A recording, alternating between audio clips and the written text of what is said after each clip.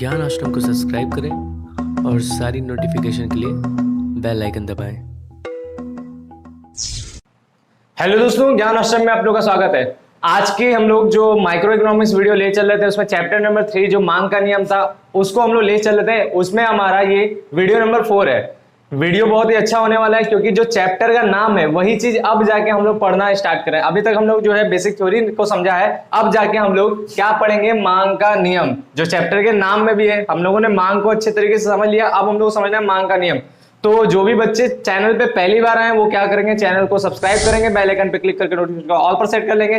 साथ ही साथ आप लोगों को वीडियो अच्छी लगती है तो वीडियो को लाइक करेंगे, फिर शेयर बटन पे क्लिक करके अपने दोस्तों को शेयर भी कर देंगे जिन्हें भी इकोनॉमिक्स माइक्रो इकोनॉमिक्स पढ़ना है, या फिर जो बच्चे कॉमर्स के हैं और उन्हें अपना पूरा का पूरा सिलेबस फ्री में कंप्लीट करना है। क्योंकि ये चैनल जो है कॉमर्स वालों के लिए एकदम डेडिकेटेड है, पूरा का पूरा सिलेबस फ्री में कंप्लीट कराता है। और आपको ये भी बता देंगे कि अगर आपको हमारे साथ बने रहना है, हमसे आपको अगर अपने डाउट्स वगैरह क्लियर करना है तो हमारा जो है इंस्टाग्राम आईडी जो ज्ञान आश्रम नाम से ही है उसको भी आप लोग फॉलो कर लें। वहां पर अगर आप मैसेज करेंगे तो सबसे तेज आपको वहां पर रिप्लाई मिलता है। साथ ही साथ आपको डिस्क्रिप्शन में टेलीग्राम चैनल का भी लिंक मिलेगा, उसको भी आप लोग ज्वाइन कर लेंगे, ताकि टेलीग्राम चैनल पे क्या होता है, नोट्स, होमवर्क और चैनल से रिलेटेड जितनी भी वीडियोस की लिंक होती है वो सब भी वहां पर जाते रहते हैं, जिससे आप हमेशा वीडियो कवर कर लेंगे, कभी भी आपका वीडियो छूटेगा नहीं।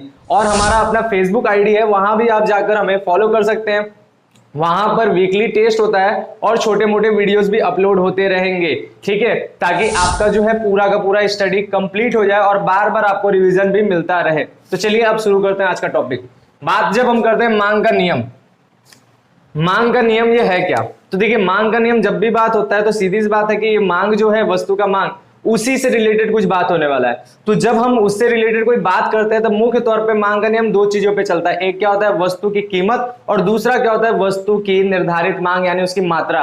इन दोनों के बीच के संबंध को बताता है। तो चलिए लिखा गया उसके हिसाब से समझ लेते हैं। वस्तु के मूल्य यानी उसकी कीमत तथा उसके मांग के बीच, ठीक है, यानी उसकी मांगी गई मात्रा, मांग के बीच यानी मांगी गई मात्रा के बीच परस्पर संबंध, जो भी उनके बीच जो संबंध है, कुछ जिस नियम के जरिए या जिस नियम के द्वारा बताया जाता है वही नियम क्या है, मांग का नियम कहलाता है। मांग का नियम सीधी सी बात है कि इनके बीच का संबंध है वस्तु का मूल्य, ठीक है। मांग का नियम किसके बीच का संबंध है, वस्तु का मूल्य और वस्तु की मात्रा, जो भी मांगी गई मात्रा है, या फिर बोल सकते हैं वस्तु का मूल्य और मांग, इन दोनों के बीच का रिलेशन, इन दोनों के बीच का रिलेशन ही क्या है, आपका मांग का नियम के जरिए बताया जाता है। दोनों के बीच के जो संबंध है उसको जिस नियम से बताया जाता है उसको मांग का नियम कहते हैं। लेकिन और डिटेल से समझते हैं। यहां पर लिखा क्या है, मांग का नियम यह बताता है कि ये जो इन्वर्टेड कॉमा स्टार्ट हुआ यहां से आपका जो है मांग का नियम पूरी तरह से बताया गया कि वो होता क्या है।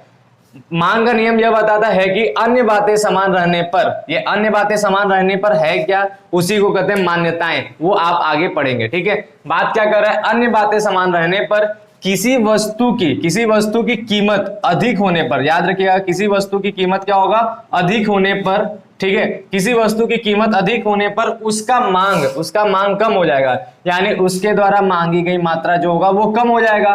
उसके साथ साथ कीमत कम होने पर, ठीक है, कीमत कम होने पर क्या होना है, कीमत कम होने पर उसका मांग अधिक हो जाता है, यानी कीमत कम होगा तो मांग अधिक हो जाएगा, ठीक है। और यही नियम क्या है, यही नियम मांग का नियम है। बात क्लियर है। ये नियम जो बता रहा है कि वस्तु का कीमत अगर अधिक होगा तो मांग कम हो जाएगा, वस्तु का कीमत कम होगा तो मांग अधिक हो जाएगा, इसी नियम को क्या कहते हैं, मांग का नियम कहते हैं। बस सिंपल सी बात है। यहां पर हम लोग इसको मांग तालिका से भी समझ सकते हैं। देखिए एक वस्तु है जो है हमारा संतरा, ठीक है, संतरा यानी ऑरेंज, ठीक है, इसकी कीमत जो है यहां पर दिया है और ये है मात्रा यानी क्वांटिटी, कितनी इकाई में उसको मांगा गया है। जब संतरे की कीमत 35 रुपए था तो 2 संतरे की मांग हुई। जब संतरे का कीमत 30 रुपए हो गया तो 3 संतरे की मांग हुई। जब संतरे का कीमत 25 रुपए हो गया तो 5 संतरे की मांग हुई। जब कीमत 20 रुपए हो गया तो 8 संतरे की मांग हुई। जब कीमत 15 रुपए होगा तो 12 संतरे की मांग हुई। और जब कीमत 10 रुपए होगा तो 16 संतरे की मांग हुई। तो ये हमारा क्या है, ये मांग का नियम ही दर्शा रहा है। जैसे जैसे कीमत कम हुआ वैसे वैसे मांग में वृद्धि हुआ। पहला वाला बात, ठीक है, नहीं दूसरा वाला बात, यहाँ पे कीमत जैसे जैसे कम हुआ क्या हुआ, मांग क्या हुआ, बढ़ गया। और जैसे जैसे कीमत बढ़ना स्टार्ट हुआ, यहां से देखिए जैसे जैसे कीमत बढ़ना स्टार्ट हुआ मांग क्या होगा, घटना स्टार्ट हो गया। मांग मतलब कीमत बढ़ा तो मांग घट गया। यही हमारा मांग का नियम है, एकदम सिंपल सी बात। अब बात होता है कि मान्यताएं, उससे पहले ये सूत्र देख लीजिए और एक लाइन और आपका यहाँ पे लिखा है, नोट करके, ये मोस्ट इंपॉर्टेंट है। बहुविकल्पी क्वेश्चन जो ऑब्जेक्टिव क्वेश्चन होते हैं उसमें बहुत बार पूछा जाता है कि खरीद का पहला नियम किसे कहते हैं। तो याद रखिएगा, इसी मांग के नियम को ही क्या कहते हैं, खरीद का पहला नियम। मोस्ट इंपॉर्टेंट बात है, इसको हमेशा अपने दिमाग में रखिएगा। कभी भी कॉम्पिटिटिव एग्जाम भी जाएंगे देने के लिए, वहां पर भी ये पूछा जा सकता है क्या कि खरीद का पहला नियम किसे कहते हैं। खरीद का पहला नियम ही क्या है, मांग का नियम कहलाता है। अब बात है इसको सूत्र से कैसे दिखाते हैं, तो P इनवर्स प्रोपोर्शनली 1/Q। इसका मतलब क्या है, P जो है Q के व्युत्क्रमानुपाती है। P का मतलब क्या है, P का मतलब वस्तु की कीमत, यहाँ पे हमने बताया P का मतलब वस्तु की कीमत, और Q क्या है, मांगी गई मात्रा। Q क्या है, क्वांटिटी, क्वांटिटी मतलब मांगी गई मात्रा। इसका जब ये हमारा इसको कहते हैं व्युत्क्रमानुपाती है, क्योंकि 1/, में है। अगर हमारा 1/, नहीं रहता, सीधे Q रहता, तो उसको समानुपाती कहते हैं। इसका सेंस यही है कि P जैसे जैसे बढ़ेगा Q वैसे वैसे घटेगा, और P जैसे जैसे घटेगा Q वैसे वैसे बढ़ेगा। यानी इन दोनों के बीच में कैसा रिलेशन है, इन दोनों के बीच में इनवर्स रिलेशन है, विपरीत संबंध। ठीक है, इन दोनों के बीच में कैसा संबंध है, विपरीत संबंध है, इनवर्स रिलेशन है। ये जब भी 1/, में हो जाता है तो इनवर्स रिलेशन को शो करता है। तो सीधी सी बात है, ये हमारा सूत्र के हिसाब से मांग के नियम को दर्शा दिया गया। अगर हमारा लिखा जाएगा मांग के नियम निम्न में से कौन सा है, और ढेर सारे सूत्र बना के दिए हैं, तो उसमें जैसे ही आपको ये वाला सूत्र मिलेगा, समझ लीजिएगा यही मांग का नियम है। इसलिए भी ये भी याद रखना जरूरी है। अब बात होता है मांग के नियम की मान्यताएं। यही मान्यताएं जो है ना, यहाँ पर जो वर्ड लिखा है अन्य बातें समान रहने पर, यही बात है, ये मान्यताएं को ही दर्शाता है। क्योंकि सीधी सी बात है, ये नियम तभी लागू होगा जब बाकी सारा चीज स्थिर होगा। बाकी सारा चीज जब स्थिर होगा तभी ये नियम लागू होगा। और वो सारा चीज में क्या क्या है, तो समझिए। सबसे पहला बात क्या है, उपभोक्ता की आय स्थिर रहती है। एकदम सिंपल सी बात है, अगर उपभोक्ता की आय स्थिर है तभी ये नियम लागू होगा। वरना क्या होगा, महंगाई बढ़ेगा, यानी कीमत अगर बढ़ते जाएगा लेकिन उपभोक्ता का आय साथ साथ बढ़ेगा, तो अपनी मांग को वो कम नहीं करेगा, क्योंकि आय भी तो बढ़ रहा है। वो आराम से उस महंगाई वस्तु को खरीद सकता है, आराम से उस महंगे वस्तु को खरीद सकता है। लेकिन अगर आय स्थिर हो जाता है, आय रुका है और कीमत बढ़ना स्टार्ट हो, तो उपभोक्ता क्या करेगा, वस्तु की मांग घटाएगा, क्योंकि उसके पास पैसे कम पड़ जाएंगे, बजट उसका कम पड़ जाएगा। बात क्लियर है। दूसरा बात क्या होता है, रुचि, आदत, फैशन में कोई परिवर्तन नहीं होना चाहिए। इन सब में भी कोई परिवर्तन नहीं होना चाहिए, क्योंकि किसी उपभोक्ता की रुचि, आदत, फैशन अगर यही बदल जाता है तो उसे वस्तु वो क्या होगा, या तो बहुत अच्छी लगने लगेगी, मतलब उसी के जरिए उसका रुचि उसमें ज्यादा बढ़ गया तो वो अच्छा लगने लगा तो मांग बढ़ा लेगा। लेकिन अगर रुचि परिवर्तित हो गया, उसे वो वस्तु अच्छी नहीं लगती, तो वो क्या होगा, वो मांग एकदम खत्म कर देगा। तो यही बात है, मांग को ये चीज भी प्रभावित करता है। इसलिए रुचि, आदत, फैशन भी स्थिर होना चाहिए। जो पहले आपका जो मन है उस वस्तु को लेकर, वही मन बना रहना चाहिए, तब जाके कीमत बढ़ने और घटने से बदलना स्टार्ट होगा। बात क्लियर है, ये नियम तब लागू होगा। फिर आता है संबंधित वस्तु की कीमत परिवर्तन ना हो। अब संबंधित वस्तु क्या होता है, इसके बारे में हमने पहले भी बताया है, फिर से समझ लेंगे। संबंधित वस्तु दो होते हैं, एक होता है स्थानापन्न वस्तु, क्या होता है, एक होता है स्थानापन्न वस्तु और दूसरा होता है आपका क्या, पूरक वस्तु। ये दो प्रकार की वस्तु है। अब इन दोनों वस्तुओं से भी हमारा मांग प्रभावित होता है। स्थानापन्न क्या होता है, जो एक दूसरे के जगह पे प्रयोग किए जा सकते हैं, जैसे चाय और कॉफी। अगर आपका चाय का कीमत बढ़ जाता है तो कॉफी का डिमांड क्या होता है, कॉफी का डिमांड बढ़ जाता है। तो एक वस्तु से दूसरी वस्तु का मांग प्रभावित हो रहा है ना, तो ये क्या होगा, ये तभी ये नियम लागू करेगा अच्छे तरीके से, जब क्या होगा, जब संबंधित वस्तु की कीमत भी परिवर्तित ना हो। अगर संबंधित वस्तु का कीमत परिवर्तन होने लगा तो हमारा मांग जो है, मेन वस्तु जिसका हम अध्ययन कर रहे हैं, उसका मांग उससे इफेक्ट करेगा। जैसे संबंधित वस्तु, मान लीजिए हम चाय का मांग पे ध्यान दे रहे हैं, उसका हम अध्ययन कर रहे हैं, और कॉफी का जो प्राइस बहुत ज्यादा घट गया है, तो बिना कुछ हुए आपका चाय का डिमांड घटना स्टार्ट हो जाएगा, क्योंकि चाय वाले शिफ्ट हो जाएंगे कॉफी की तरफ। यही बात है। और अगर कॉफी का कीमत बहुत ज्यादा बढ़ जाएगा तो क्या होगा, बिना प्राइस के ध्यान दिए उसका चाय का जो है, चाय का डिमांड बढ़ने लगेगा, बिना इसके प्राइस कम हुए, क्योंकि वहां वाले लोग यहाँ पे आना स्टार्ट होंगे। तो यही बात है आपका कि संबंधित वस्तु की भी कीमत क्या हो, परिवर्तित नहीं होना चाहिए। फिर उसके बाद क्या, भविष्य में वस्तु दुर्लभ होने की संभावना ना हो। ये भी एक बहुत इंपॉर्टेंट है, भविष्य में वस्तु दुर्लभ ना हो। दुर्लभ वस्तु क्या होता है, अगर आपको पता है कि ये वस्तु आगे चल के एकदम खत्म हो जाने वाली, नहीं मिलने वाली, तो आप क्या करना चाहेंगे, आप उस वस्तु को स्टोर करके रखना चाहेंगे। इसलिए भी रखना चाहेंगे ताकि भविष्य में आने वाली पीढ़ियों को हम दिखा सके, और आपका वो एक प्रकार से क्या होगा, शो ऑफ के काम में आ जाएगा। बात क्लियर है। वो आपने दिखाने के लिए आप रख लिया कि हमारे पास ये भी है, जो बहुत सालों पहले होता था, एंटिक पीस में आ जाएगा। और एंटिक पीस जो होते हैं उसका डिमांड क्या होता है, ऑटोमेटिकली ज्यादा होता है, ऑटोमेटिकली ज्यादा होता है, उसका प्राइस ऑटोमेटिकली ज्यादा हो जाता है, डिमांड ऑटोमेटिकली ज्यादा होता है, उस पर कुछ करने की जरूरत ही नहीं है। तो यही चीज है आपका, जैसे जैसे प्राइस बढ़ेगा डिमांड बढ़ते जाता है, वहां पे बहुत उल्टा नियम चालू होता है। तो अगर क्या होता है कि वस्तु भविष्य में दुर्लभ होने की संभावना है, तो डिमांड क्या होगा, बढ़ना स्टार्ट हो जाएगा, सीधी सी बात है। तो ये भी नहीं होना चाहिए। अगर दुर्लभता वाली बात बनेगी तब भी क्या होगा, मांग का नियम सही तरीके से काम नहीं करेगा। और नेक्स्ट क्या है, वस्तु प्रतिष्ठा रक्षक ना हो।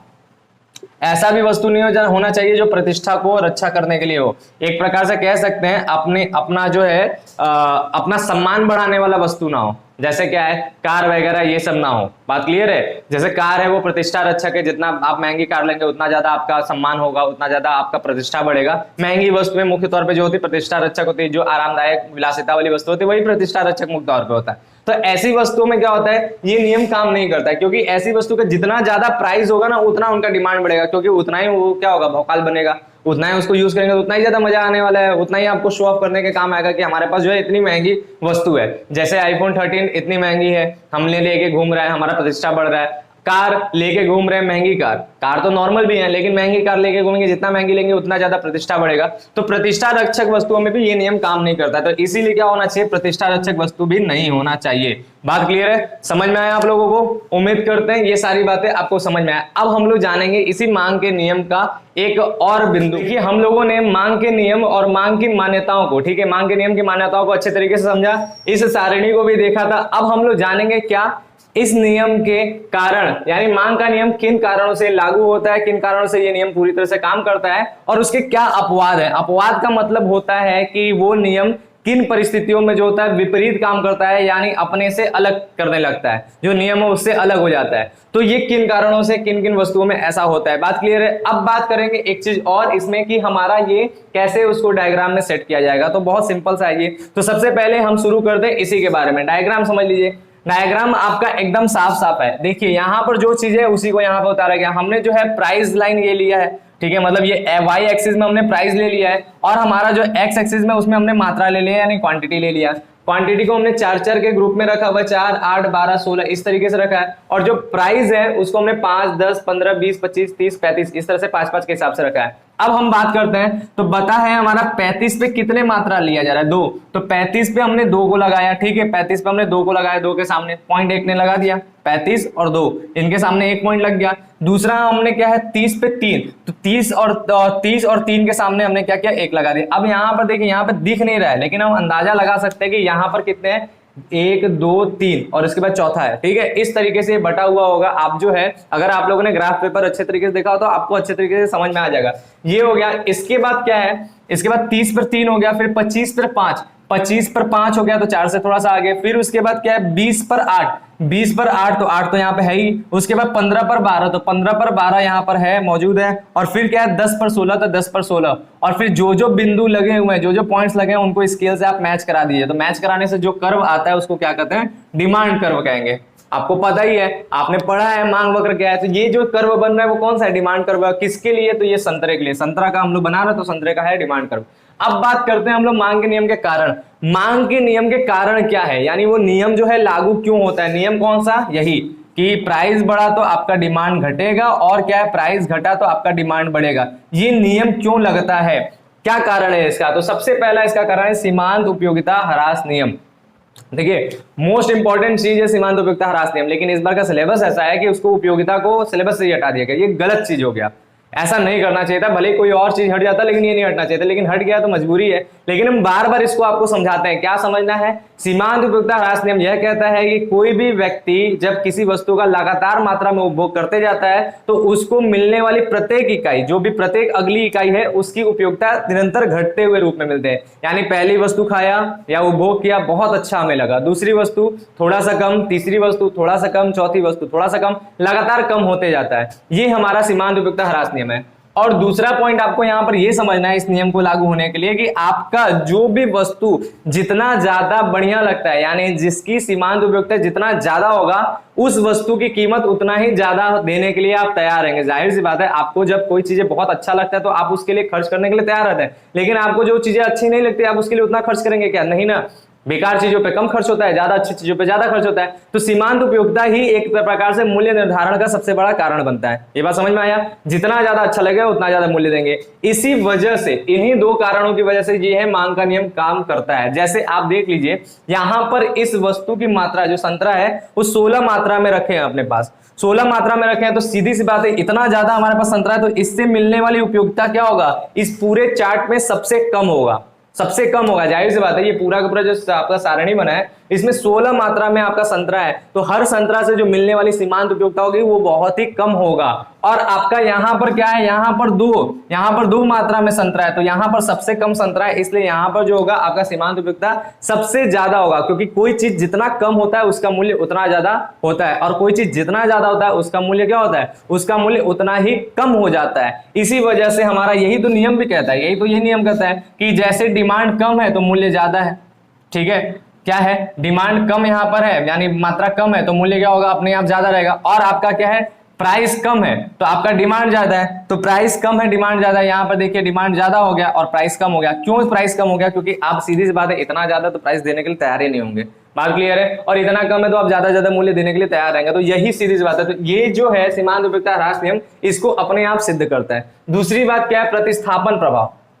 अब ये प्रतिस्थापन प्रभाव क्या है, तो हम लोगों के नॉर्मल जिंदगी में ऐसे बहुत सी वस्तुएं हैं जिसका प्रतिस्थापना एक वस्तु है, यानी स्थापना करने के, स्थानापन्न जिसको कहते हैं, स्थानापन्न एक वस्तु है। ठीक है, यानी उसके बदले किसी दूसरे वस्तु को प्रयोग किया जा सकता है। तो ऐसे कंडीशन में भी हमारा ये नियम काम करने लगता है। इसी के कारण, जैसे एग्जांपल में हमने यहाँ पे टी और कॉफी ले लिया, जो हमेशा लेते हैं हम लोग। ठीक है, आप किसी को भी वैसे ले सकते हैं, पेप्सी कोक भी हो सकता है, आप जो है एक जैसी वस्तु पेन पेंसिल हो सकता है, जो एक जगह से दूसरी जगह पर प्रयोग किया जा सकता है, ऐसे वस्तु। ठीक है, तो यहां पर हम मान लेते हैं, जैसे कि हम टी के बारे में सोच रहे हैं, ठीक है, हमने इसका अध्ययन किया, तो आपका क्या होगा, इसका मूल्य बढ़ेगा, तो क्या करेंगे, अब भाई चाय तो चाहिए ही, अपनी उपयोगिता है चाय की, उसको चाहिए ही लोगों को, लेकिन जब इसका मूल्य बहुत ज्यादा बढ़ जाएगा तो क्या करना है, हमें अपनी संतुष्टि तो पूरी करनी है, हमें अपनी उपयोगिता तो लेनी है, तो हम क्या करेंगे, इसको प्रतिस्थापित करके इसके पास चले जाएंगे, रिप्लेसमेंट हो जाएगा इसके जरिए, तो लोग चाय कम करके कॉफी की तरफ भागना स्टार्ट कर देंगे। यही तो होता है ना स्थापनापन का प्रभाव,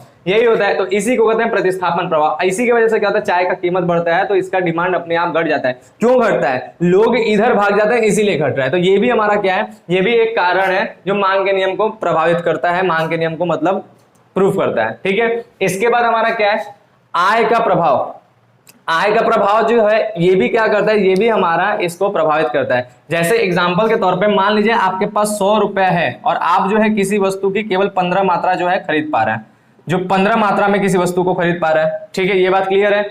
अब ऐसे कंडीशन में ये वस्तु अगर महंगा हो जाता है तो क्या कर पाएंगे आप, आपके पास तो बजट कम है ना, 100 ही रुपए है, तो आप इस वस्तु को महंगा होने पे क्या 15 खरीद पाएंगे, नहीं। तो ऑटोमेटिकली जब क्या होगा, प्राइस बढ़ जाएगा तो वस्तु को आपको कम करना पड़ेगा, आप 13 पे ही संतुष्ट होना पड़ेगा, मजबूरी है, क्योंकि आप खरीद ही नहीं पाएंगे, आप खरीद नहीं पाएंगे क्योंकि आपका बजट गड़बड़ जाएगा, बजट कम पड़ जाएगा, वस्तु को आपको कम करना पड़ जाएगा। लेकिन जैसे ही वस्तु सस्ता हो जाएगा तो आपके पास तो अब ज्यादा पैसा है, तो आप क्या करेंगे, आप ज्यादा वस्तु भी ले सकेंगे, यानी आप 18 वस्तु से भी काम चला सकते हैं। मतलब चला क्या लेंगे, ज्यादा ही लेंगे भाई, चलाना क्या है, काम तो इससे चल रहा था ना, तो ये ज्यादा आप खर्च करना स्टार्ट करते हैं, ज्यादा वस्तु लेना स्टार्ट करें। तो ये भी एक कारण है, आय का प्रभाव यही है कि आपका क्या होगा कि आय सीमित हो जाता है, लेकिन वस्तु का जब कीमत घटना बढ़ना स्टार्ट हो जाता है ऑटोमेटिकली उसका प्रभाव पड़ता है और ये मांग का नियम सिद्ध हो जाता है। क्या होगा, महंगा होने की वजह से कम वस्तु लेना पड़ता है और सस्ता होने की वजह से ज्यादा वस्तु हम लेने की क्षमता हमारे पास आ जाती है। बात क्लियर है। फिर इसके बाद आता है विविध उपयोग, ये भी बहुत इंपॉर्टेंट है। देखिए ऐसी बहुत सी वस्तुएं जिसका उपयोग हमारे जिंदगी में तरह तरह के हैं, बहुत आराम से उसको हम लोग कई जगहों पे उपयोग कर सकते हैं। और हम लोग अक्सर ये सुनते हैं अपने घरों में कि जब कोई चीज महंगा हो जाता है तो लोग बोलने लगते हैं इसका बचा के उपयोग करो, कम से कम इसका इस्तेमाल करो, बहुत महंगा है, इस प्रकार के हम लोग के ऊपर रोक टोक होना स्टार्ट होता है। जैसे एक छोटा सा एग्जाम्पल हम ले लें, अगर मान लीजिए आज के आज बिजली बहुत महंगा हो जाए तो क्या करें हम लोग, बिजली का बहुत सा उपयोग है, हम लोग क्या है पंखा के रूप में बिजली का उपयोग करते हैं, एसी में बिजली का उपयोग करते हैं, फिर उसके बाद जो टीवी के लिए बिजली का उपयोग करते हैं, हम यहाँ पे आपको पढ़ाने के लिए भी बिजली का उपयोग करें, बहुत प्रयोग है ना बिजली का हमारे जिंदगी में। अब क्या होगा, बिजली बहुत महंगा हो जाएगा, तो ऐसे कंडीशन में हम क्या करेंगे, जरूरत के हिसाब से पंखा चलाएंगे। हो सकेगा कि अगर हमारे पास 4 लोग हैं तो एक ही कमरे में बैठा के हम लोग पंखा चला के काम करेंगे, अलग अलग कमरे का पंखा नहीं चलने देंगे। क्यों और जब सोना होगा तो भाई अलग अलग कमरे में जाके चलाओ, लेकिन कम से कम बिजली का उपयोग करने की कोशिश करेंगे, यानी उसकी जो विविध उपयोगिता है उसको सीमित करने की हम कोशिश करेंगे। ये तो हुआ बिजली के हिसाब से। इसी तरह से दूध का अगर हम एग्जाम्पल है तो दूध हमारे कई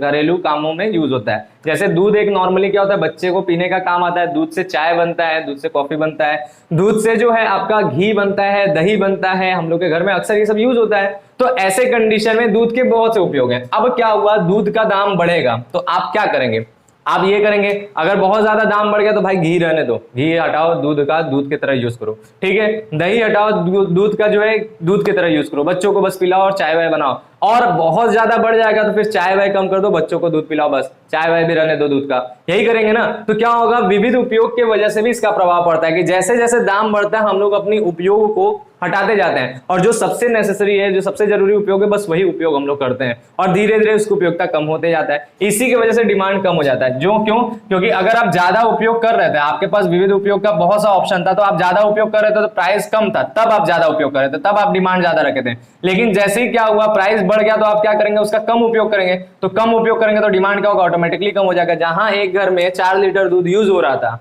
प्राइस कम था, तो अब प्राइस वो बढ़ गया, वहां उस घर में 1.5 लीटर दूध में काम चला रहे हैं, तो क्या हो गया, डिमांड कमी हो गया ना। तो ये भी एक क्या है, ये भी आपका इस मांग के नियम का कारण है। फिर उसके बाद क्रेताओं की संख्या में परिवर्तन, ये भी एक कारण है। जैसे देखिए, अगर वस्तु सस्ता होता है तो क्रेताओं की संख्या बढ़ जाएगी, ऑटोमेटिकली बढ़ जाएगा। क्यों, क्योंकि जो गरीब तबका है, जो पहले जिस दाम में था वो वस्तु, उस वस्तु को खरीदने के लिए एक अपना उस कीमत को पार करने वाले लोग, उस कीमत को पाने वाले लोग होने चाहिए, यानी उतना परचेसिंग पावर वाले व्यक्ति होने चाहिए। लेकिन जब वस्तु सस्ता हो जाएगा तो ऊपर वाले तो खरीद ही सकते, नीचे कुछ लोग थे जिनका परचेसिंग पावर थोड़ा सा कम था, वो भी अब उस वस्तु को खरीद पाएंगे क्योंकि उनके पास भी पैसा है। मतलब जैसे कि एग्जाम्पल के तौर पर, पहले जो था आईफोन्स बहुत महंगे होते थे, अब जो है धीरे धीरे सस्ता होना स्टार्ट हुआ। वैसे आईफोन इस तरह से नहीं होगा, इसमें आई इस तरह से होता है, ठीक है। तो अब क्या है इसमें बहुत लोग क्या है, धीरे धीरे अब इसका दाम घटना स्टार्ट हुआ। देखिए, ऊपर वाला महंगे वाला तो आता है, लेकिन सस्ता भी कर दिया गया। तो अब आईफोन की जो मार्केट है वो बहुत बड़ा हो गया। पहले जो है केवल क्या, रईसों को ये कवर करता था, कि केवल रईसों के हिसाब से चलता था, भाई जो अमीर है वही क्या करेंगे, जो अमीर है वही आईफोन लेते थे। लेकिन वर्तमान समय में क्या हो गया, वर्तमान समय में आईफोन एक नॉर्मल हो गया, जिसकी वजह से मध्यम परिवार वाले भी क्या कर रहे हैं, मध्यम परिवार वाले भी आईफोन अफोर्ड कर पा रहे हैं, उसको रख पा रहे हैं, ठीक है। उसी हिसाब से अगर किसी भी वस्तु का कीमत, एक नॉर्मली हम लोग फोन में ही देखेंगे, आप तो कॉमन सेंस की बात करिए, बताइए 50,000 रुपए वाले फोन जो है वो ज्यादा बिकते होंगे या 20,000 25,000 वाले फोन ज्यादा बिकते होंगे। नॉर्मल सी बात है, हर कोई जान सकता है कि जो 20-25,000 वाले फोन है वो उसका ज्यादा बिक्री होता है। क्यों ज्यादा बिक्री होता है, क्योंकि उसके पास ग्राहकों की संख्या ज्यादा है, क्योंकि 20-25,000 अफोर्ड करने वाले लोग ज्यादा हैं, उतना खर्च करने वाले लोग ज्यादा है, लेकिन 50,000 फोन पे खर्च करने वाले लोगों की संख्या थोड़ी कम है। इसीलिए क्या होता है, आपका मांग किसका ज्यादा होगा, जो सस्ता है मांग ज्यादा होगा, और जो महंगा है उसका मांग कम होगा। यही तो सीधी सी बात है। तो ये होता है क्रेताओं की संख्या में परिवर्तन। जैसे आपका दाम कम होता है, क्रेता की संख्या बढ़ जाती है, और जैसे दाम क्या होता है, ज्यादा होता है, क्रेता की संख्या क्या होता है, घट जाता है। अब आता है इसके अपवाद। बहुत बार पूछा जाता है, और अक्सर जब आपका मांग के नियम पूछा जाता है तो ये सारे चीज पूछे जाते हैं जो आज की क्लास में हम आपको बता रहे हैं, इसीलिए एक वीडियो में सारे चीज को कवर किया जा रहा है। अब बात होता है क्या, मांग के नियम के अपवाद। इसमें हमारा आता है प्रतिष्ठा मूलक वस्तुएं। देखिए, प्रतिष्ठा मूलक वस्तुएं ऐसी वस्तुएं होती हैं जिसको आप लेते हैं तो आपका मान सम्मान बढ़ जाता है, ठीक है, रुतबा बढ़ जाता है। यानी एक तरह से सीधी सी बात है, विलासिता वाले या शो ऑफ वाले, जो शो ऑफ वाली वस्तुएं वो प्रतिष्ठा मूलक वस्तुएं।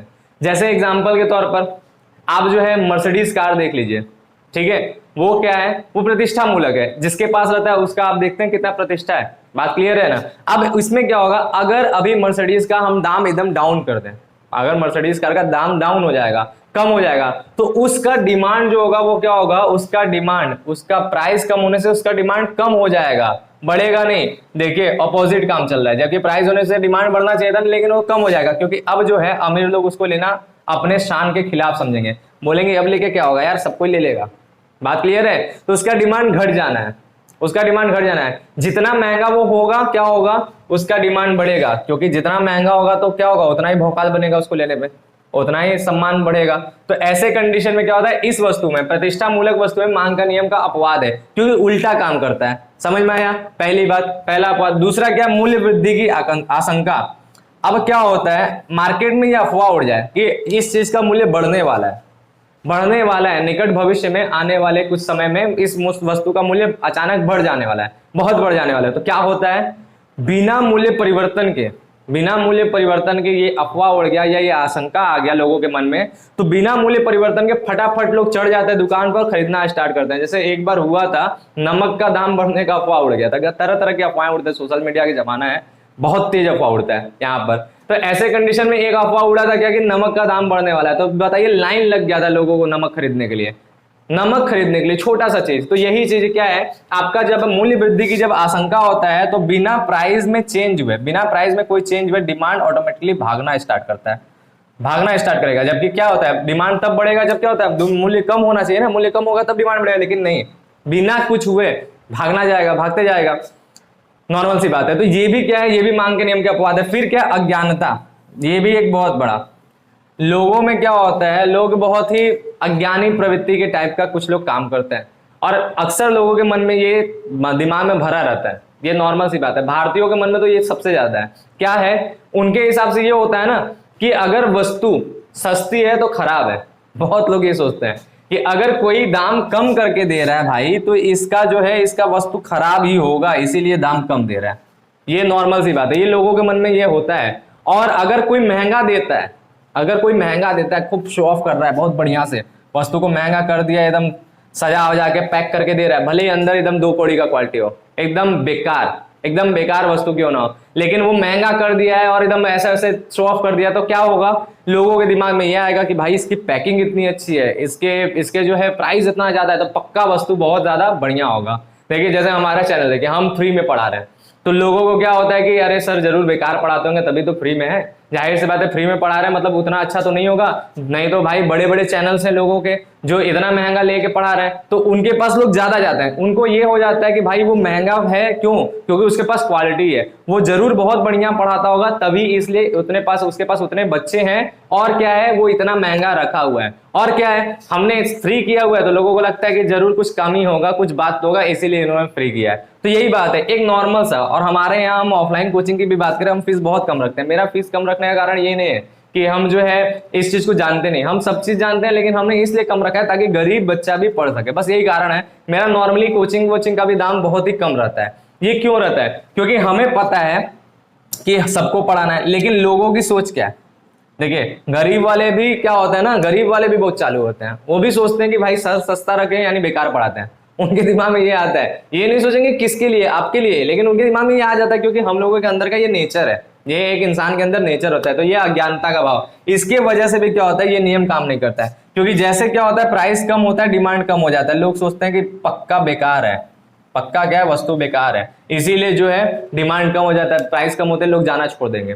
बात क्लियर है। आज जो है बहुत बढ़िया में आपने नया वस्तु निकाला, बहुत बढ़िया कीमत, बहुत बढ़िया मतलब क्वालिटी रखा, लेकिन उसका दाम अगर मार्केट में कम करके उतारेंगे ना, उसका जो है प्राइस एकदम बेकार हो जाएगा, मतलब उसका डिमांड जो है एकदम बेकार हो जाएगा। लोग विश्वास ही नहीं करेंगे कि आप इतने कीमत पे कैसे दे सकते हैं इतना बढ़िया चीज, विश्वास ही नहीं करेंगे। एक सिंपल सी बात है, तरह तरह के अफवाहें भी मार्केट में उड़ा दिया जाए कि ये जो है इसमें ये प्रकार का मिलावट कर दिया, इसमें ये प्रकार की चीजें कर दिया, इसीलिए इतना सस्ता है, जिसकी वजह से डिमांड ऑटोमेटिकली कम हो जाता है। सीधी सी बात है, लोगों के मन में ये होता है कि प्राइस कम है तो वस्तु खराब है इसलिए डिमांड कम हो जाएगा, और प्राइस ज्यादा है तो लोग सोचेंगे वस्तु बहुत बढ़िया है इसलिए डिमांड क्या होगा, बढ़ जाएगा। जबकि रूल क्या कहता है, रूल ये कहता है कि प्राइस बढ़ने पे डिमांड कम होना चाहिए, प्राइस घटने पे डिमांड बढ़ना चाहिए। तो ये उल्टा काम करते हैं, अज्ञानता भी इसका एक अपवाद है।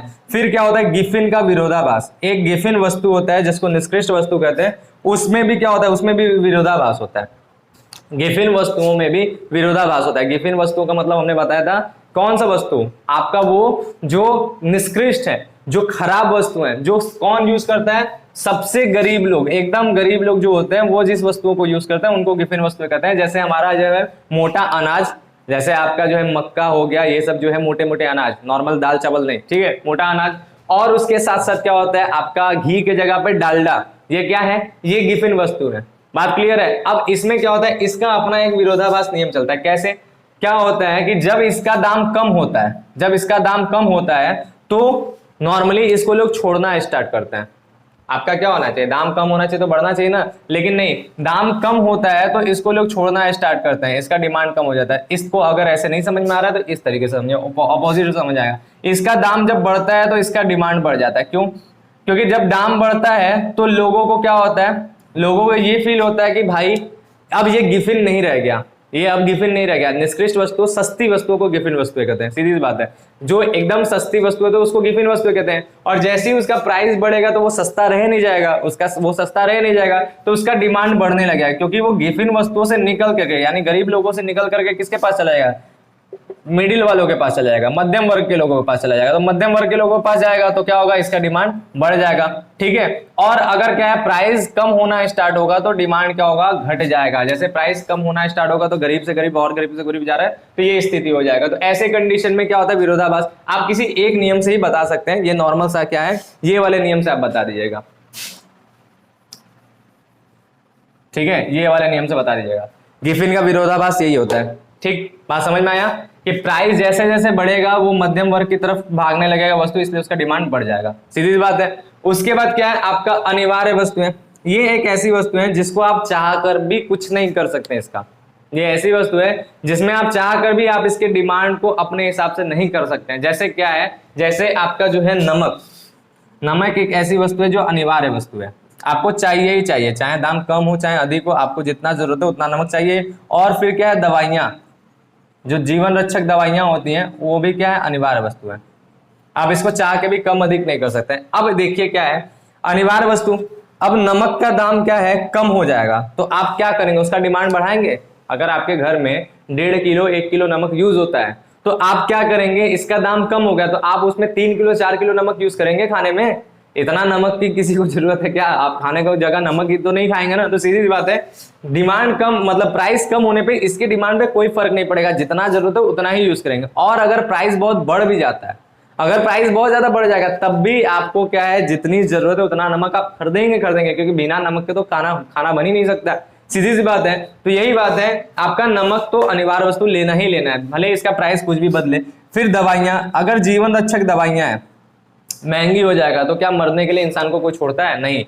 कहीं से भी कुछ भी करके वो खरीदेगा, बचाने की कोशिश होता ही है। लोगों को दवाइयां जितनी जरूरत है उतना दिया ही जाता है। और अगर दाम बहुत घट जाता है तो ऐसे कंडीशन में ये नहीं ना कि आप एकदम स्वस्थ है तो टॉफी की तरफ दवाई भागते हुए चल रहे हैं, ऐसा तो है नहीं ना, एक गोली उठाया उछाल के खा के चल दिया क्योंकि भाई दाम कम है, ऐसा तो हो नहीं सकता है, सीधी सी बात है। क्योंकि दवाइयां जितनी जरूरत है उतना ही लोग यूज करेगा, उससे ज्यादा की जरूरत है ही नहीं। तो इसीलिए क्या होता है, इस पे जो है मांग का नियम काम नहीं करता है, यानी ये क्या है, ये भी एक अपवाद है। तो ये 5 प्रकार की जो अपवाद है इसको भी अच्छे तरीके से आप समझेंगे। तो आज जो है हम लोगों ने क्या कंप्लीट किया, मांग का नियम पूरी तरह से कंप्लीट मतलब क्या है, हमने मांग के नियम के बारे में समझा, उसकी मान्यताओं को समझा, उसके कारण को समझा, उसके अपवाद को समझा, सारणी और ये डायग्राम को समझा। इतना ही हमें मांग के नियम में आता है और ये लॉन्ग क्वेश्चन में आ सकता है। जब भी मांग के नियम को विस्तृत व्याख्या के लिए बात आएगा तो सारी चीजों की आप व्याख्या करेंगे 10 नंबर में जब भी आएगा। तो बात क्लियर है, समझ में आया। अब नेक्स्ट में, अभी ये चैप्टर कंप्लीट नहीं हुआ, अभी इस चैप्टर में बहुत सी चीजें हैं। सभी प्रकार की वस्तुओं के लिए आपको जो है डायग्राम समझना है, मांग का नियम कब, मांग पे वक्र पे चलन कब होता है, वक्र शिफ्ट कब होता है, ये सारी चीज आपको समझना है, बढ़िया तरीके से समझना है। ये चैप्टर अभी बहुत बड़ा है लेकिन बहुत इंपॉर्टेंट है, तो अच्छे तरीके से बने रहिएगा। उम्मीद करते हैं सबको ये सारे चीज अच्छे तरीके से समझ में आया। जिनको भी समझ में आया है फटाफट कमेंट करके आप लोग बता दें कि बढ़िया लगा, क्या लगा, कैसा लगा।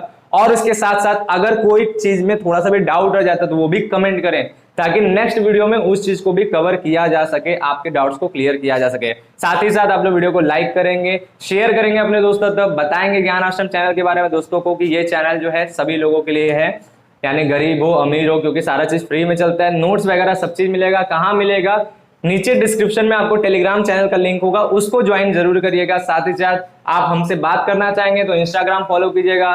और अगर आपको जब बहुत ज्यादा जरूरत है तो हमारा व्हाट्सएप नंबर भी दिया हुआ है, टेलीग्राम नंबर भी दिया है, वहां पे भी आप मैसेज कर सकते हैं, वहां पे भी आपको रिप्लाई मिलेगा। थोड़ा सा देर हो सकता है लेकिन मिलेगा जरूर, बात क्लियर। और लाइव क्लासेस भी चलता है रात के 9 बजे, उसको भी ज्वाइन करिएगा। और वीडियोस अपलोडिंग की टाइम कब है, 7 बजे शाम के टाइम, उसको भी देखिएगा पर डे। तो बस अभी के लिए इतना ही, मिलेंगे हम लोग नेक्स्ट वीडियो में।